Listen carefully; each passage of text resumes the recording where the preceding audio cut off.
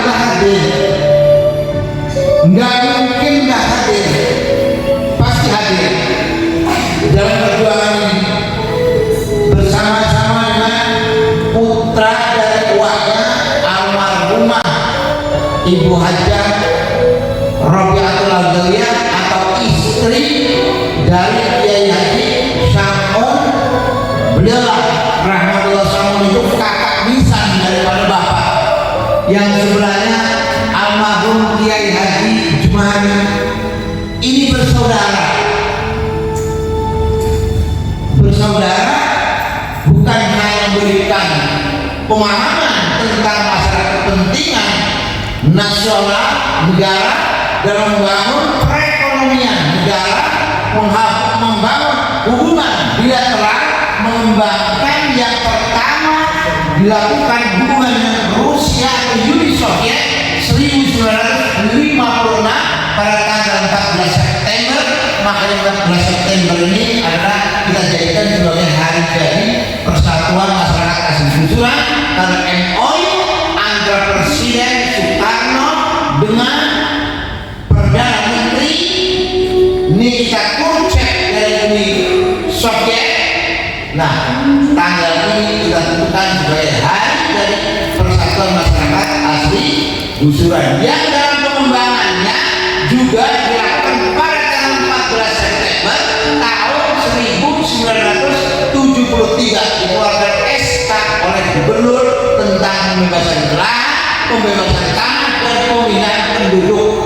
Itu juga dilakukan pada tanggal 14 September tahun 73. Ini biar kita sama-sama tahu kenapa kita terus berjuang dengan itu, karena hidup terus berjalan. Ya, negara wajib menjadi negara yang sejahtera. Ketika negara itu maju, maka rakyat pasti akan sejahtera. Ini konsep yang diberikan oleh masyarakat yang kebetulan pada waktu itu dipilih oleh Presiden Soekarno. Pertama kali KWT, Anda tahu namanya pertama itu adalah pabrik baja Trikora. Kalau di Irian Barat Trikoranya berbeda makna, tapi namanya sama. Di Irian Barat, pembebasan Irian Barat disebut dengan Trikora. Tiga, apa itu?